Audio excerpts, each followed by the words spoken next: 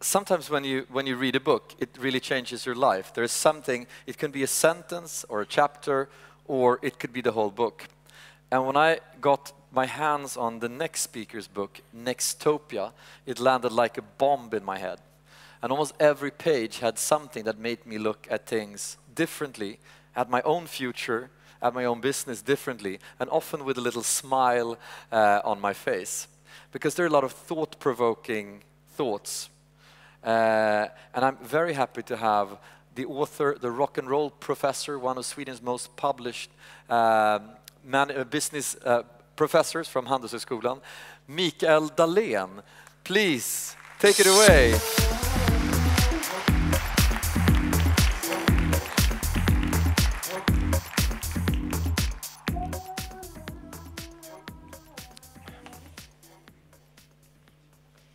Hi, Circus. How y'all doing? Good for you.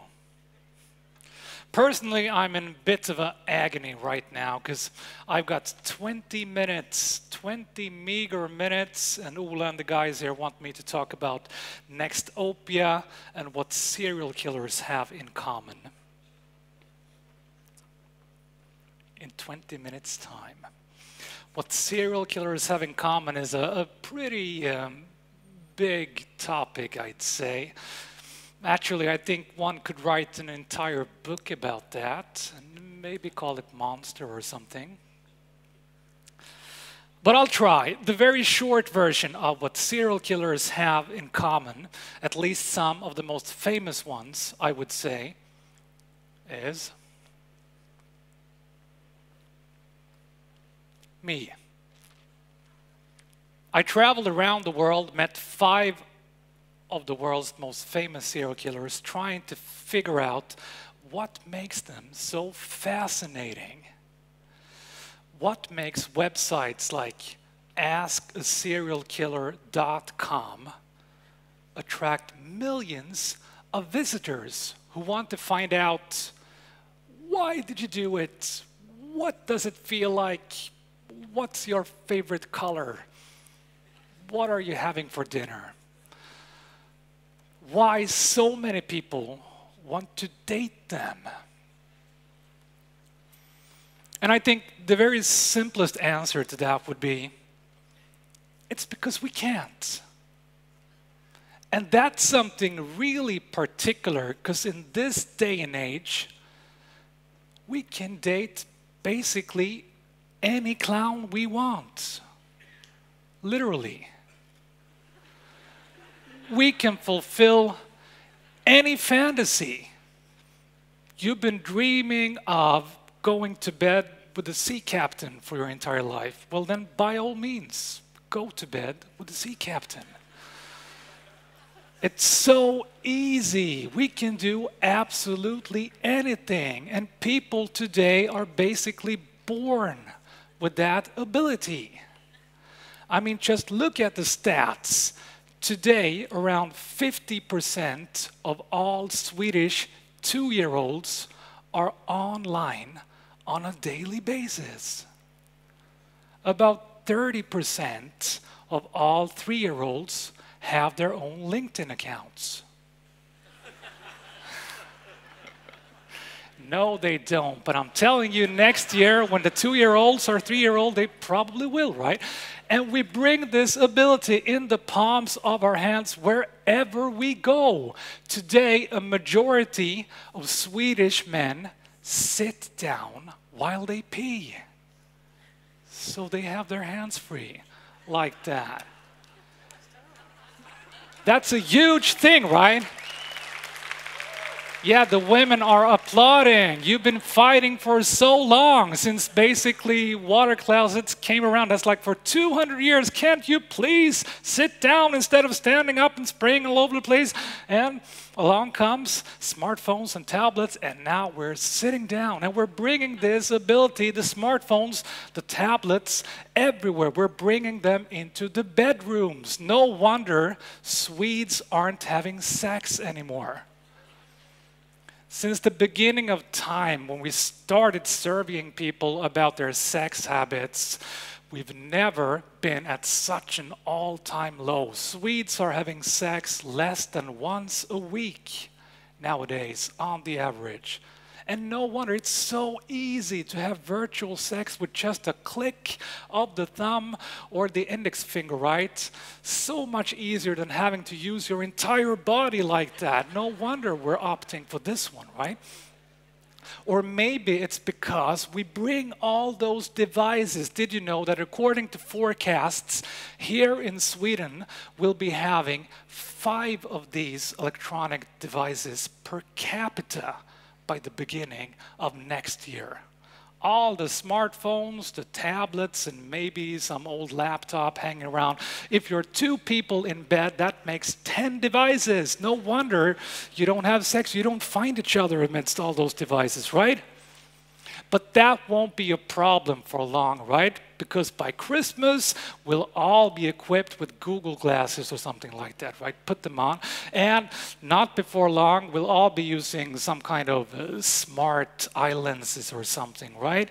Before long, we'll all be looking like this. That's true, according to a research team at Washington State's in computational genomics. That is, the people who are trying to figure out where evolution is taking us with our genes and everything, and compute where will we be next. This is where we'll be next. About 10 years from now, we'll have the technology to change the way we look, the way we work, to better adapt to our needs. And with all the smart eye lenses that will be in the marketplace and our need to use those, we'll be needing bigger eyes. So we'll go into surgery and expand our eyes so we can get all the info straight in there immediately, just like that. Great, don't you think? Interesting thing is, we won't be having any eyelids, because we won't be needing them. We won't want them anymore. You know that, right? Statistics show that if anything takes more than 0.25 seconds, it's too long. If the download time is more than 0.25 seconds, people will be annoyed. They won't be willing to return to a web page and so forth. And the problem is that blinking your eye takes about 0.3 seconds. We don't have the time to blink anymore. It takes too much of an effort. Okay, but that's probably 10 years or something into the future. But the thing is that once we're there, we'll adapt just like that. Because did you know, all it takes for the brain to totally rewire to adapt to the things we're doing is 7 days.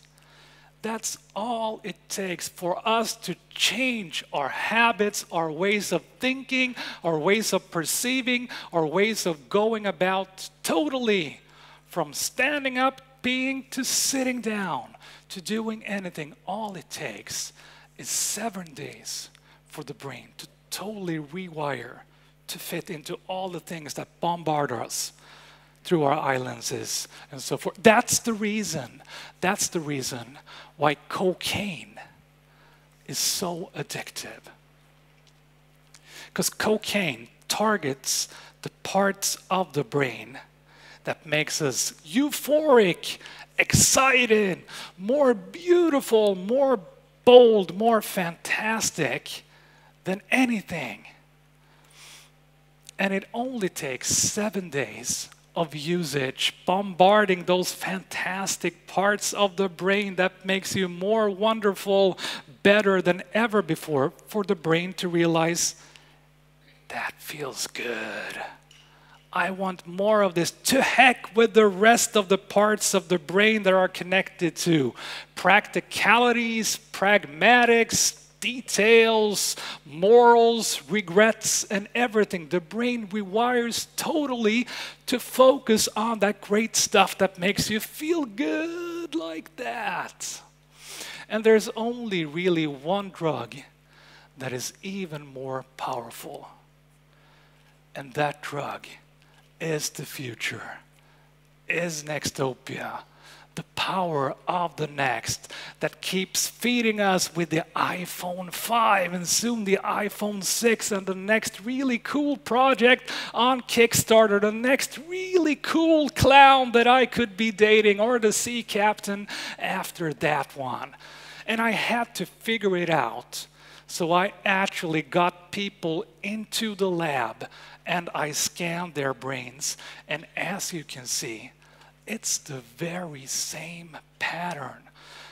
People thinking about the iPhone 6 feel so much better, so much more euphoric and care about nothing else compared to those poor people holding the iPhone 4. Really? It's expensive, it's dull, should I really? Probably not.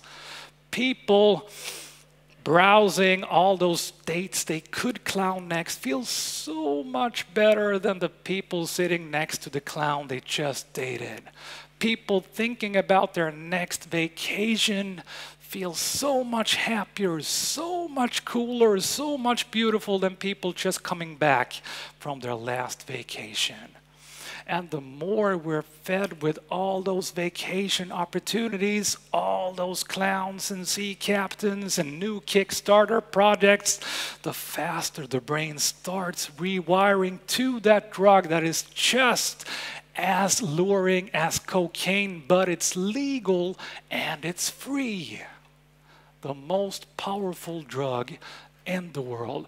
The drug that makes us all IBL.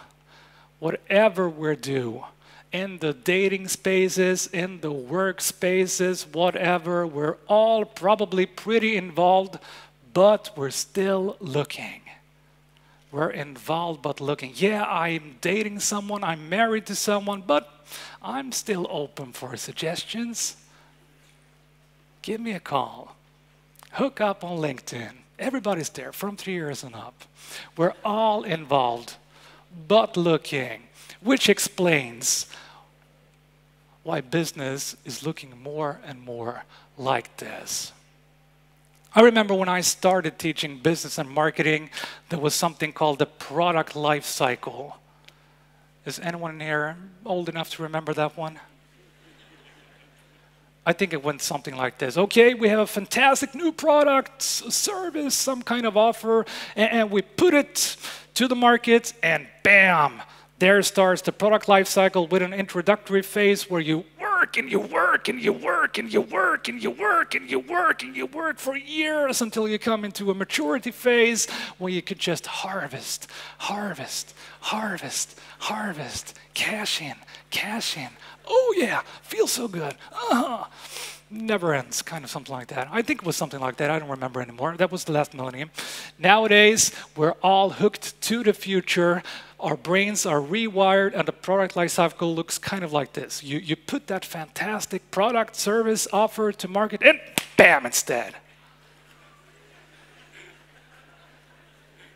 It's a lot quicker teaching business and marketing nowadays, I tell you.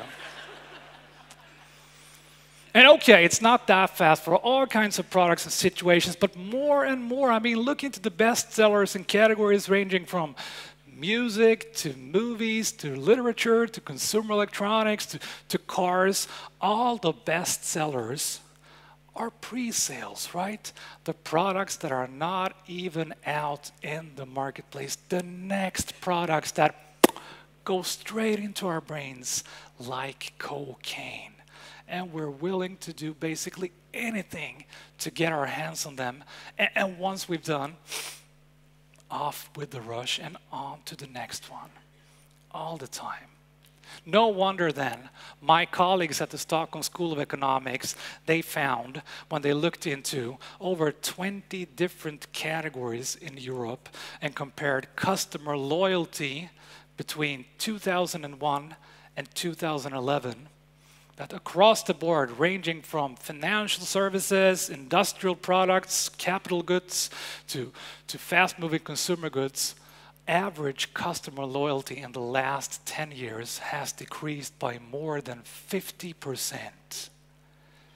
Nobody's loyal today. Nobody cares about the fantastic things you did for them yesterday or are even doing right now, because our brains are totally rewired to the next thing. That's the really exciting, beautiful things people want.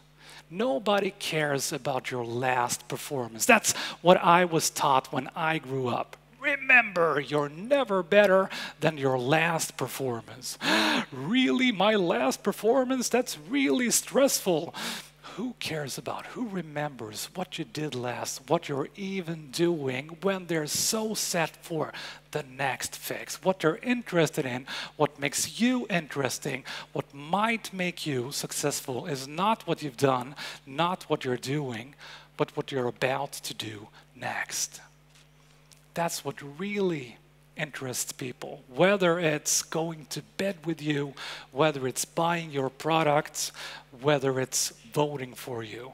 It's not what you're doing, it's what you're doing next. So what does this all mean for politics, for business, for your personal lives? I'd so love to tell you, but I only had 20 minutes. Those 20 minutes are up, so I tell you what, I'll tell you next time I see you. Thank you so much. Thank you, bravo! You are the man. That's phenomenal. It's absolutely phenomenal. Thanks a lot.